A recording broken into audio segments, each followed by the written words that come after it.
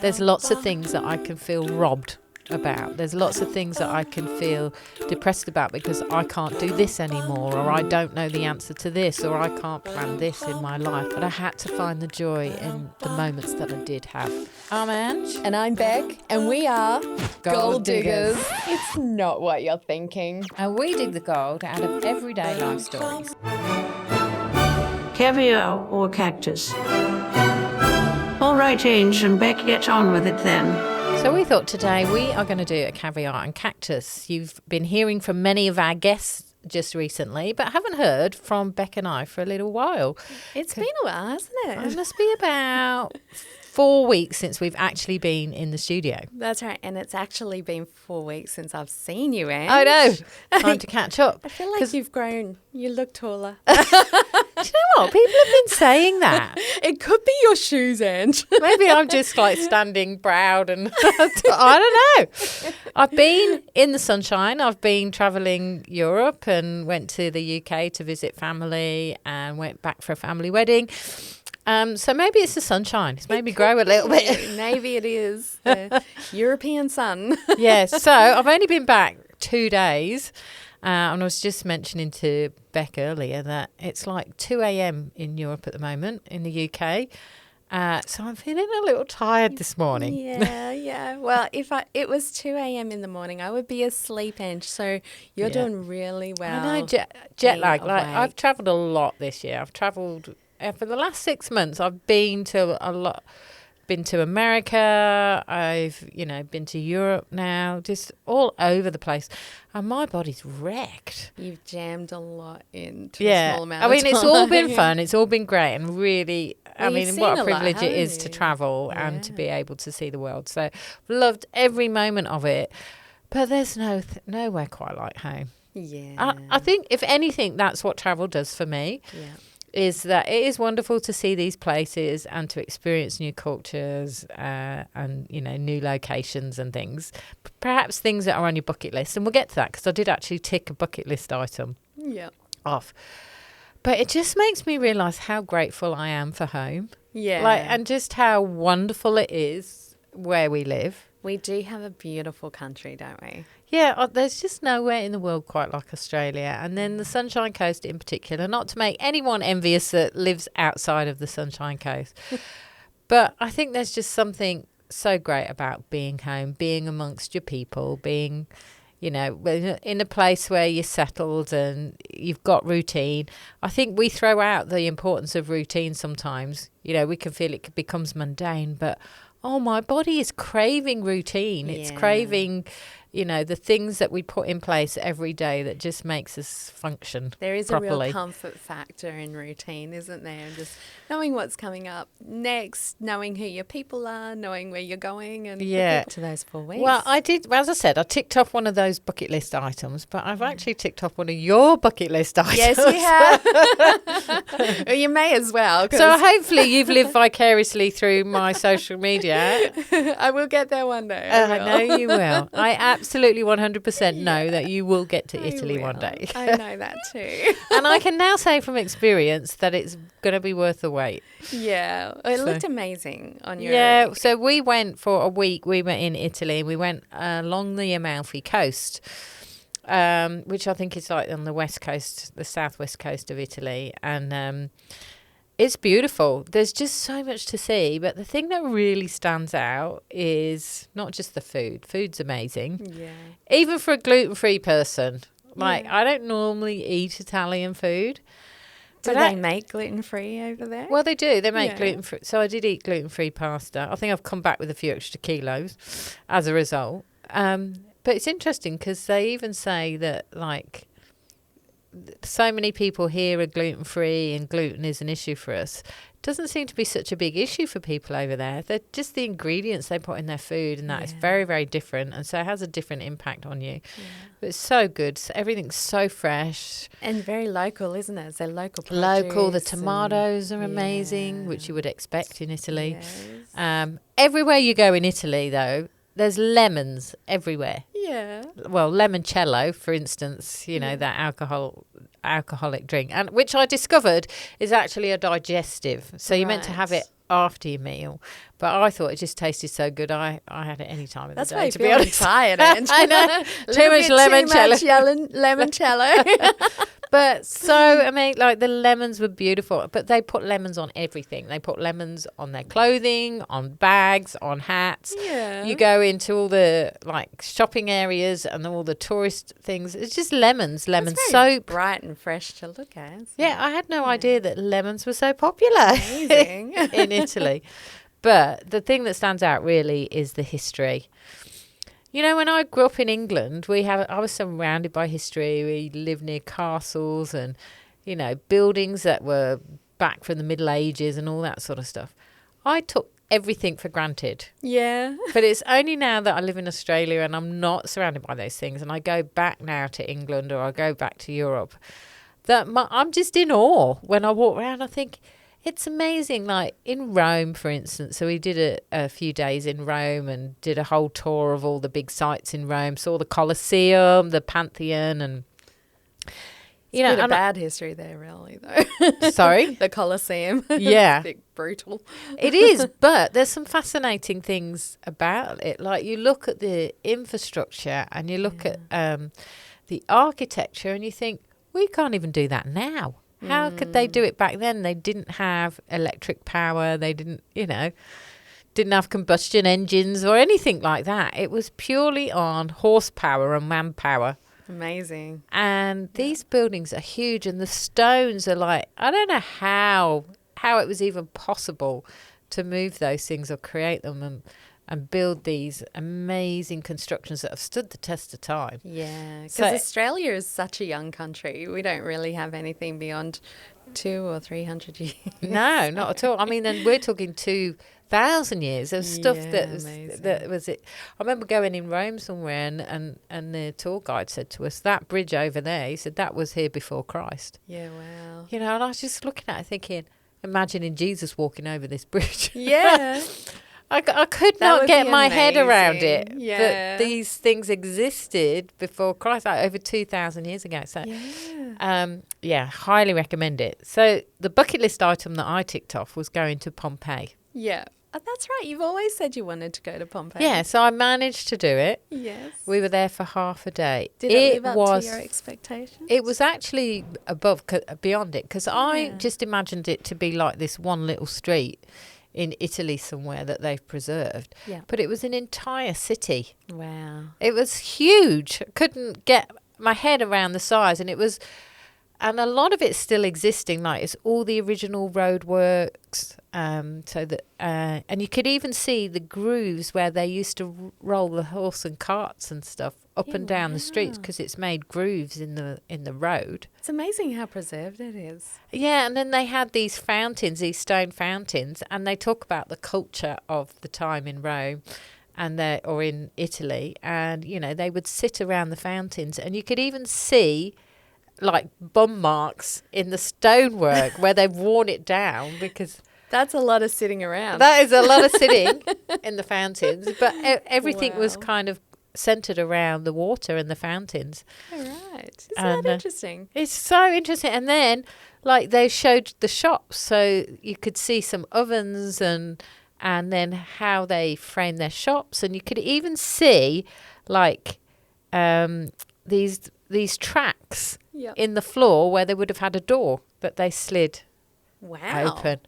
Like that. Didn't And know then that they had the technology. baths, yeah. So like men and women obviously with baths separately, but they bath as communities. Yeah. And so I went in there, and all the marble work, even the stone, like how you do mosaic stone floors, Yeah.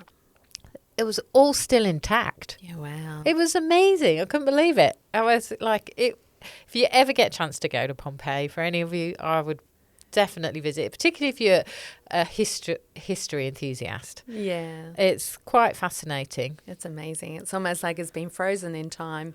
Yeah. And, Well, you the can go- roofs of all, there's no roofs existing, because apparently all the weight of all the ash from Mount Vesuvius Yeah. made all the roofs cave in. Wow. But underneath that, everything else is existing. yeah. Wow. And yeah, and then there were even brothels and everything. You could see the brothels, right? And I don't know whether we should add this into the podcast, right? Okay.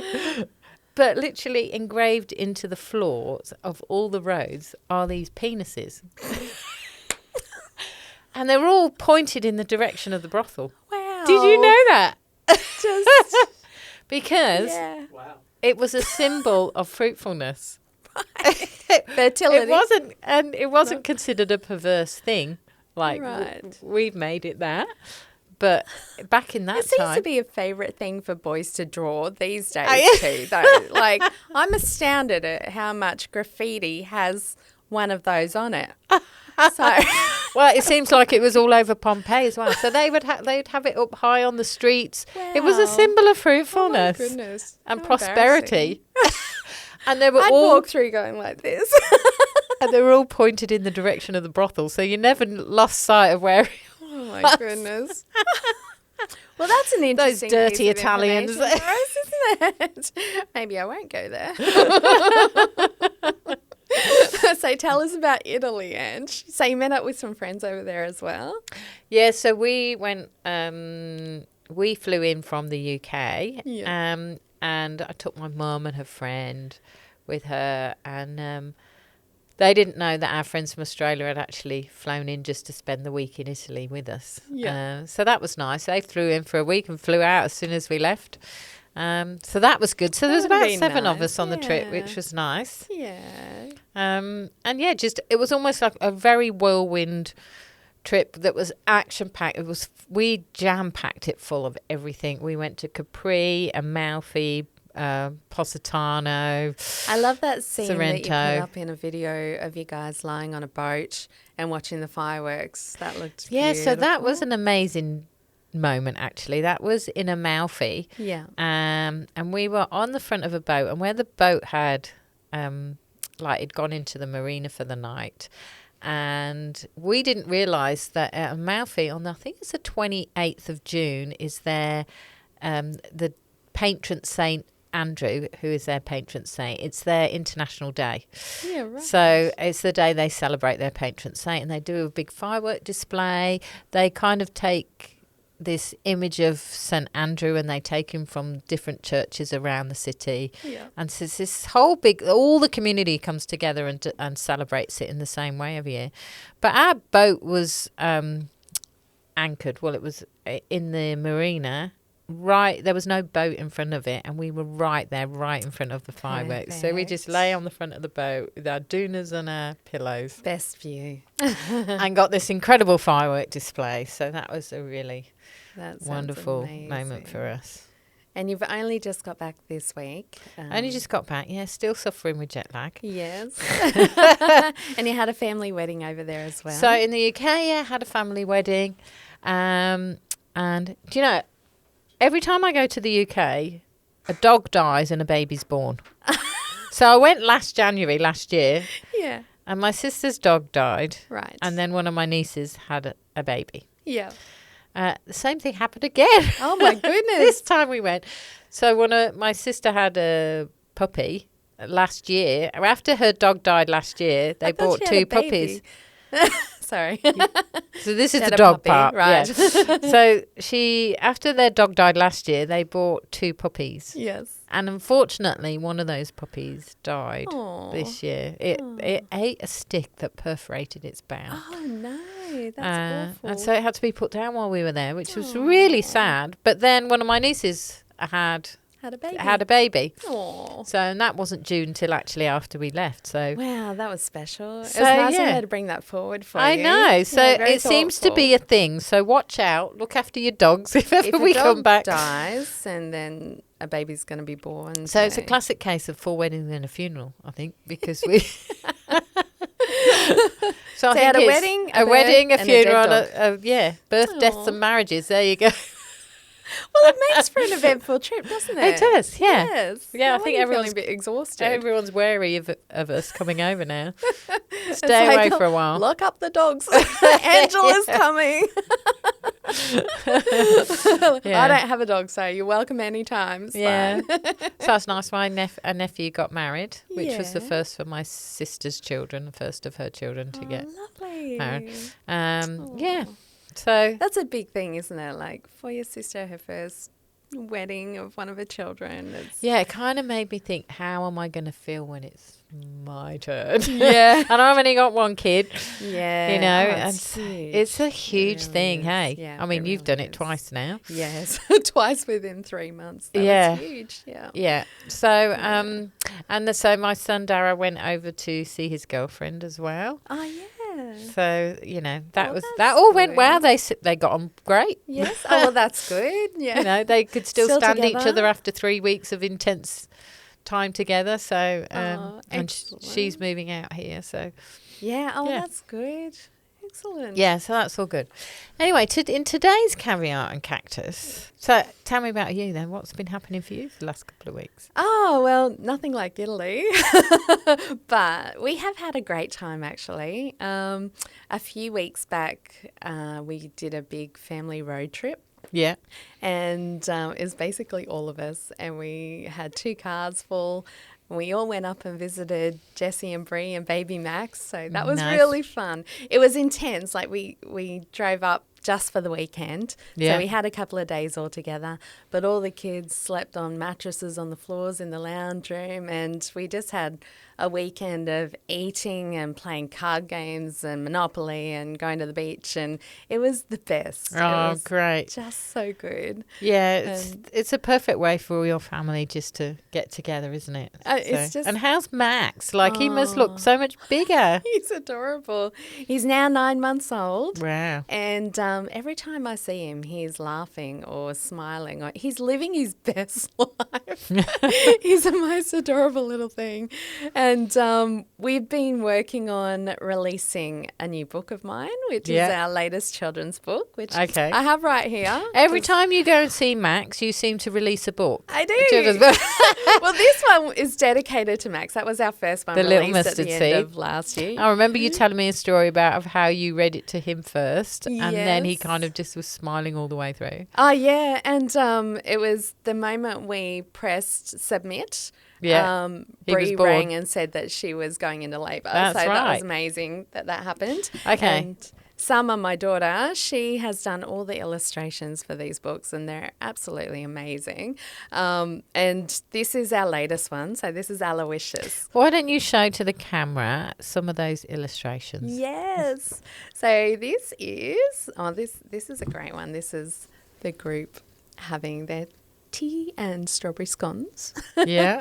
There's a great picture here of Allo Wishes and the gardener. So what's it about? So Allo Wishes is a really special book about a chameleon and she changes colour. She's very shy, so she can fit into her areas without being noticed.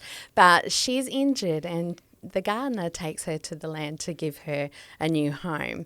And while she's there, a big storm comes and she thinks she's alone. And the moral of the story is that Allo realises that during the storm, she wasn't actually alone, that the gardener was there watching over her all the time. And Allo Wishes is about a chameleon who wishes for something, and Allo wishes for belonging, and Allo wishes for love, and Allo wishes for So why Allo? friendship. What's the name Allo about? Or do we have to read it to find out? That's just her name. Oh, okay. Yeah. Because it reminds me of a TV series we used to watch in the UK, and it was French called Allo Allo. Did you ever get that? Yeah. It was a comedy thing. Yeah. Well, there is a funny little thing in here where Allo meets Sunshine the lady beetle for the first time, and she's introducing herself, and it says, Sunshine the lady beetle says, "Oh, I love new friends. Hello, new friend. What is your name?" "Allo," she replied. "Oh, hello. But what is your name, dear?" repeated Sunshine, a little bit louder and slower. Allo was puzzled. Allo is my name. Allo Wishes. And together they all are. So there's a bit of a play on the name, which is a bit Nice. Good. amusing So to Max it. enjoyed it. He did. So we took that up to Yupeen on our trip and showed Max, and Max seemed to laugh and grab it every time we showed him and say, he loves books. I'm so proud of him. Well, he's got it. He's in your family. That's right.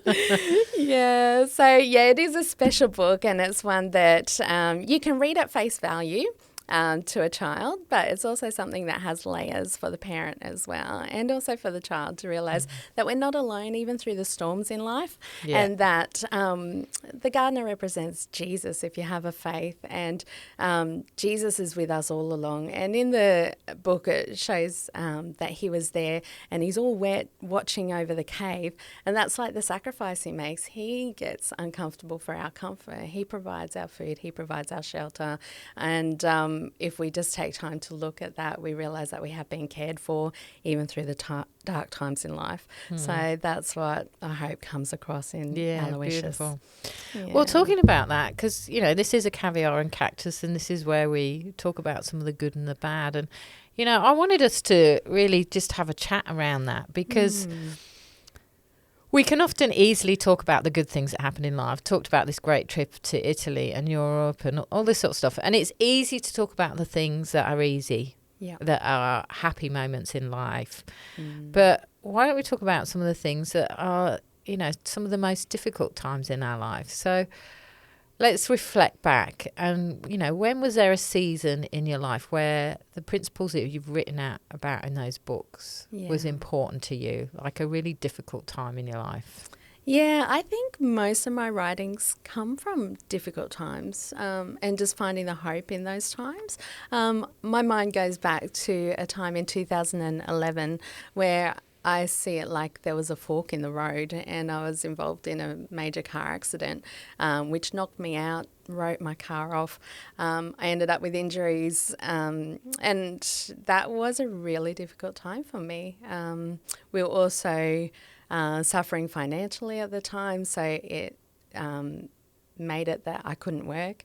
And so there were some really dark times there. And I think navigating through difficult circumstances, you've really got to dig deep to find joy and just to pull your attitude out of feeling sorry for yourself.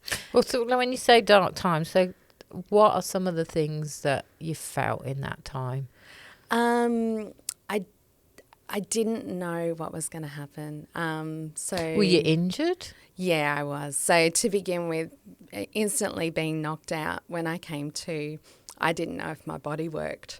I remember sitting there and thinking, do my legs even work? Am I alive even? Like these thoughts that go through your mind. Because you'd have gone into shock. Yeah, definitely. Yeah. And I remember wriggling my toes. My toes work. Wriggling my ankles. Okay, my ankles work. And all the way up until I realised that my body was working. But for a moment, I didn't know whether I was paralysed or not.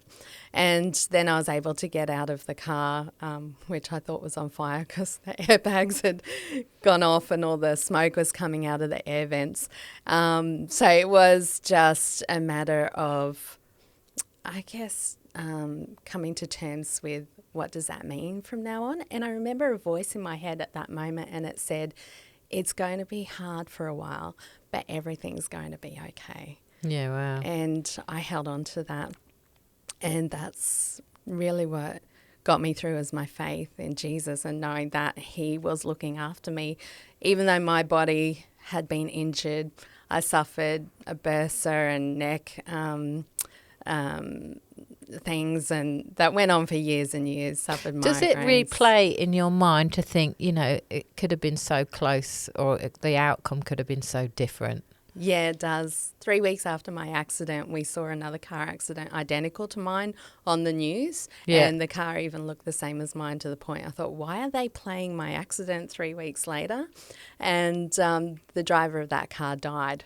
Wow. So the impact was virtually identical to the impact on my car. There's this moment after you go through shock where you have this elation of, oh my gosh, I'm alive, I didn't die. And you almost become over jubilant. You're like, oh my goodness, like, I'm so happy I didn't die. It's like it hits you that you could have. But it was a real turning point for me, because from that moment on, I realised how quick you can die, like how quick that can happen. Like, I wasn't sick. I was on my way home from work. There was nothing to indicate that my life could be over that day. Yeah. But in a split instant, a car hit the front of my car.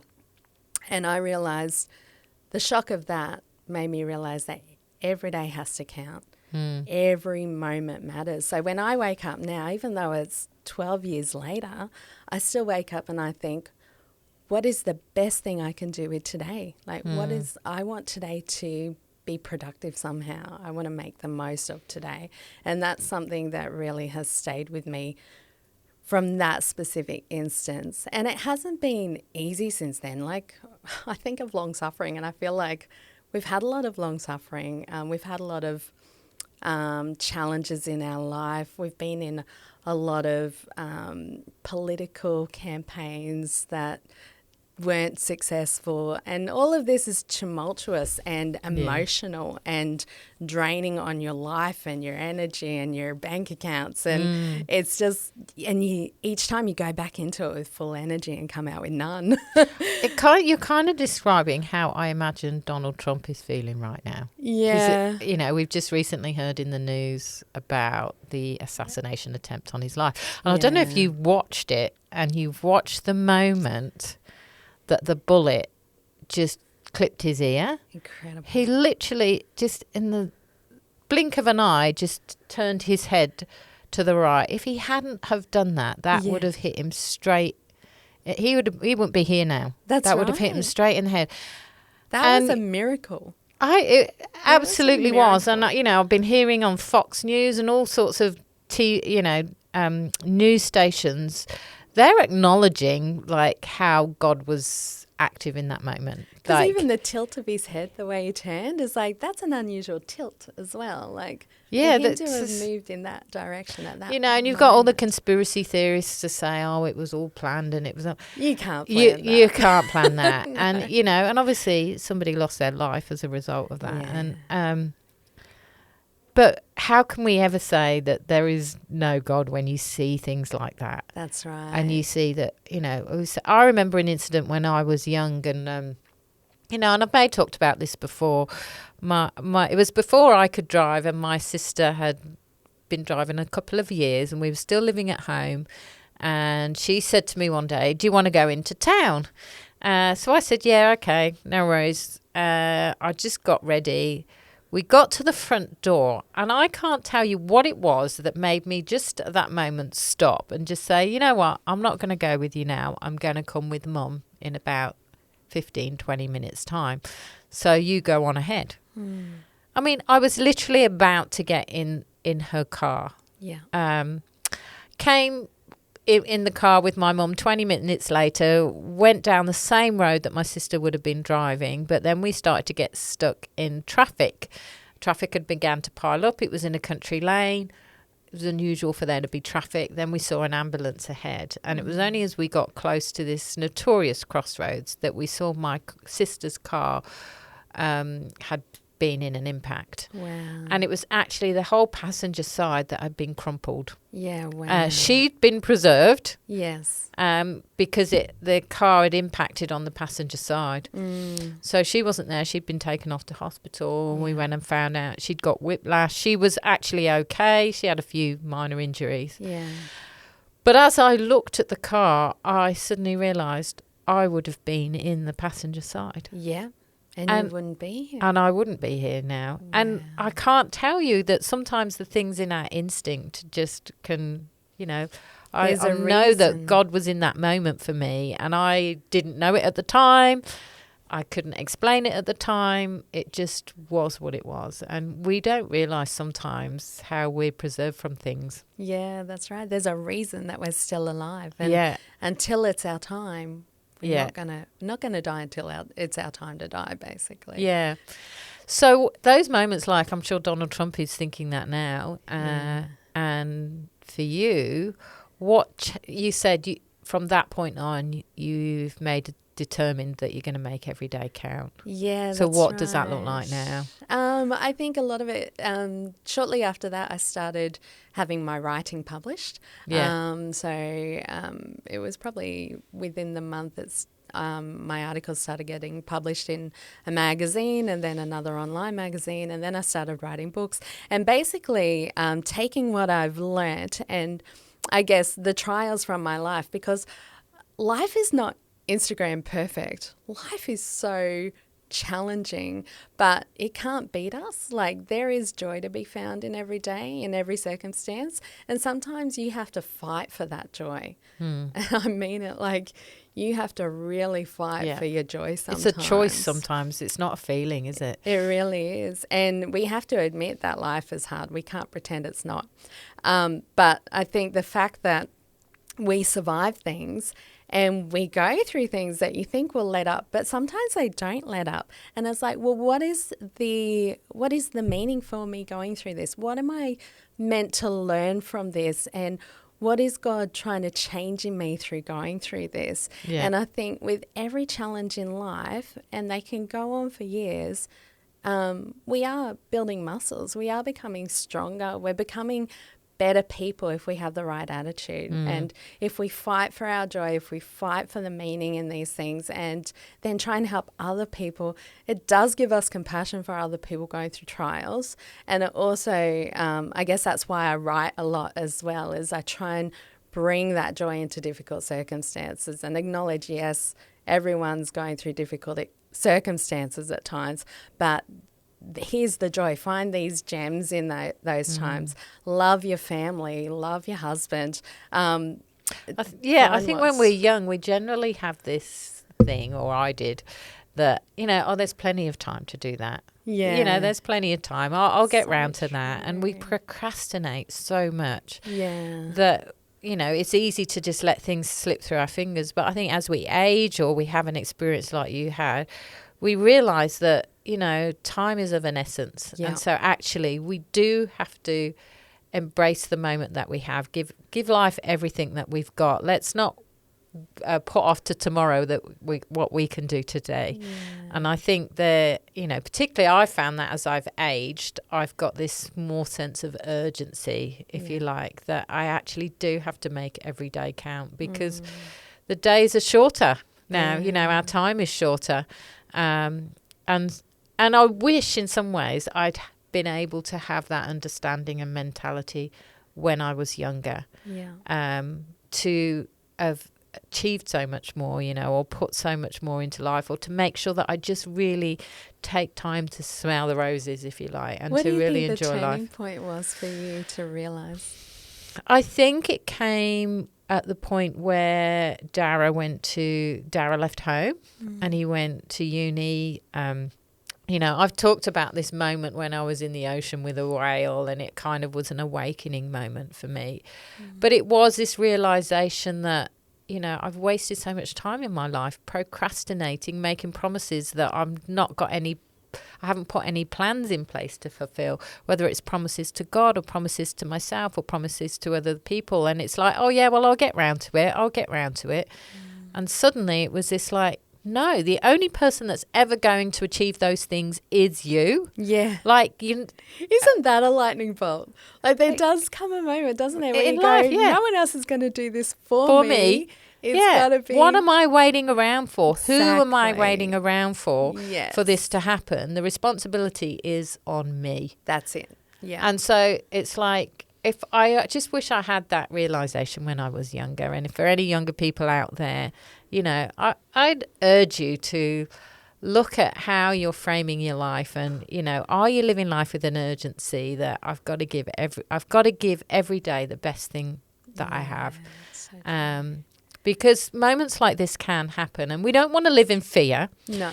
But we do want to enjoy and make sure that we are embracing life for all that it is. And I think that moment happened for me maybe 3 or 4 years ago. Yeah. I was in my mid-40s. Yeah. And from that point on, I started running marathons. I did a skydive. But I really feel like my life is a lot more focused. I know who I am. I know what I want to do and achieve in life.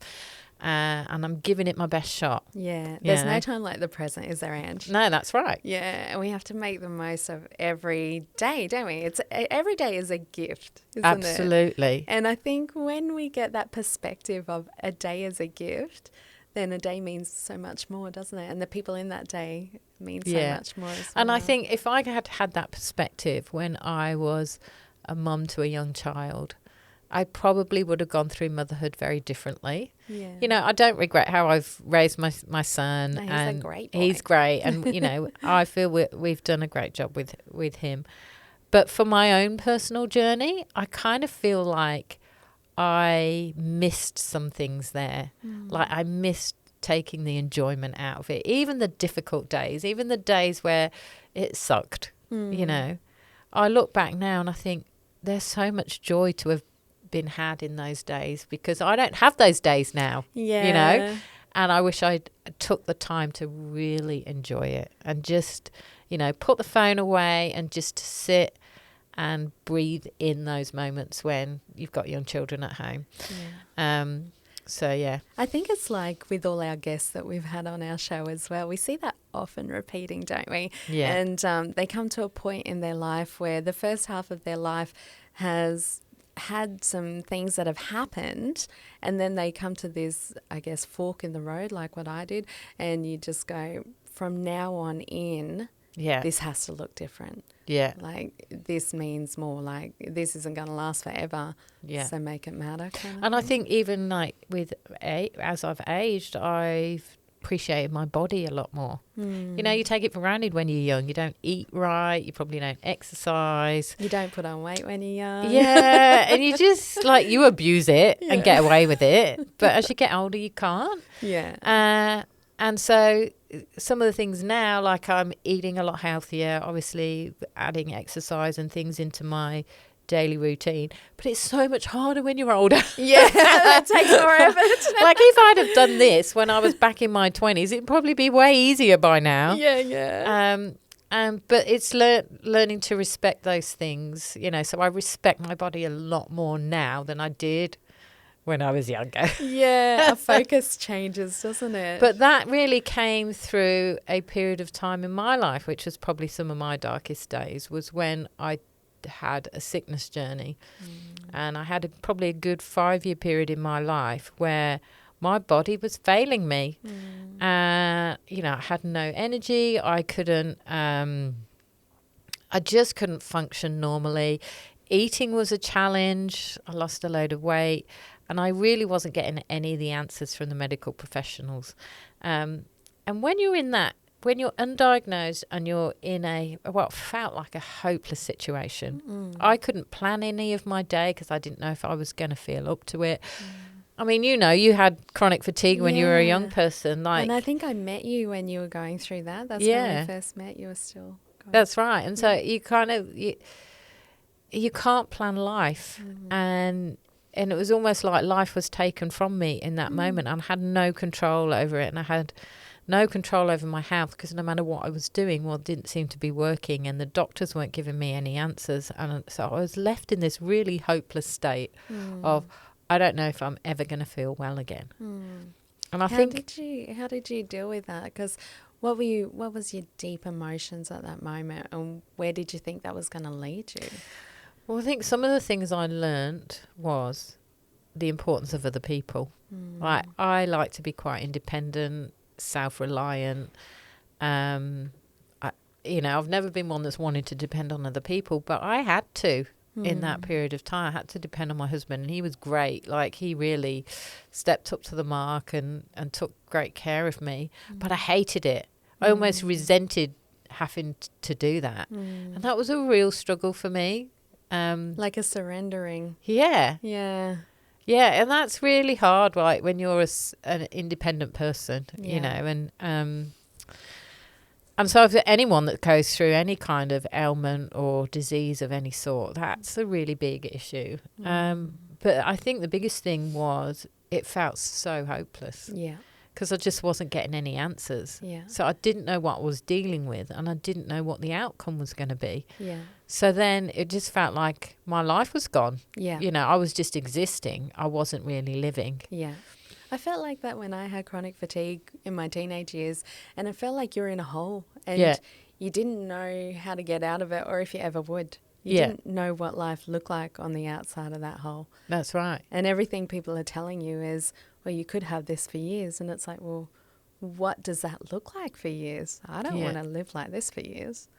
Yeah, and I think what I've learned in that time, and I had to come to this point of acceptance that, you know, I might never get the answer to this, but I've got to find the joy in my today. Yeah. There's lots of things that I can feel robbed about. There's lots of things that I can feel depressed about because I can't do this anymore, or I don't know the answer to this, or I can't plan this in my life. But I had to find the joy in the moments that I did have. And that can be hard sometimes when you're in those desperate spaces. Yeah.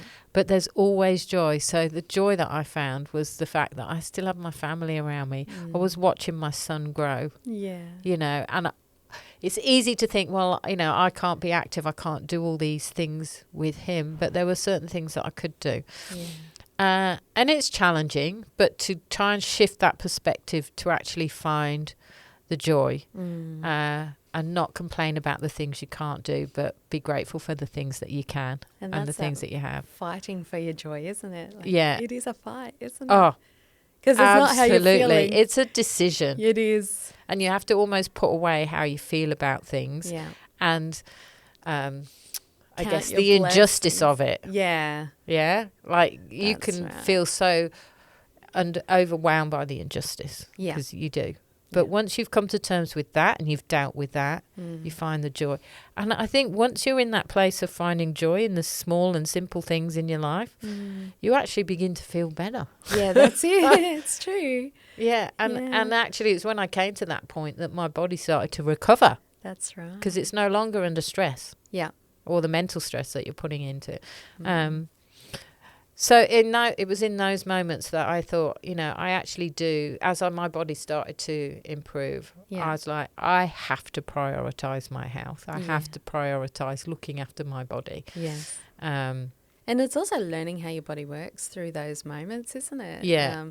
I guess listening to it closer, understanding what's good for it, what's not good for it, so that it can sustain longer. and if I'd have known now what earlier on in my life, I could have maybe prevented Yeah. that season in life. Yeah, and it that's almost true. took my body to break for me to... Because we think we're indestructible when we're kids, don't Well, we? that's true. That's true. I find now too, like, I choose what I put my energy and emotional energy into as well, because I actually don't like the feeling of being angry or sad. It's like, it just takes energy I don't want to use. So it's like, oh, I don't want to feel like that. And I think having gone through hard things and fighting for my joy, I like the way I feel when I find the joy and when I'm looking at my blessings rather than not. And so I think you start balancing up, don't you? Yeah. And you want more And I of think that is a theme that we get from all of our guests that come through is, you know, whether they're going through a cancer journey or, you know, Paula who lost her leg just from hanging curtains, or people that have gone through severe trauma of some sort. Those that fare better and find fulfillment in life are those that shift their perspective to a place of gratitude and looking for the joy. And I like what you say, it's about fighting for that joy, because it's worth fighting for, because it helps life, makes life so much easier for us. That's right, yeah. Well, I think this has been such a great chat. And I think if there's any message we can give to anyone listening today, it's that on the other side of that circumstance, there's so much great things coming. Yeah. And if you look for them, you'll see them. So just And keep there's looking joy for to be them. found in every day, no matter how dark it looks. There's always joy in the things around you. So let's cling hold of that and bring hope for tomorrow. Thanks for listening to the Gold Diggers podcast. If you want to be a guest or you want to reach out, you can do so on our website, thegolddiggers.com.au. We also share behind the scenes footage and giveaways across our socials on TikTok, Instagram, YouTube and Facebook. We dig for gold every Wednesday, so subscribe and follow now so that you don't miss a story that could change your life. I need your my sugar.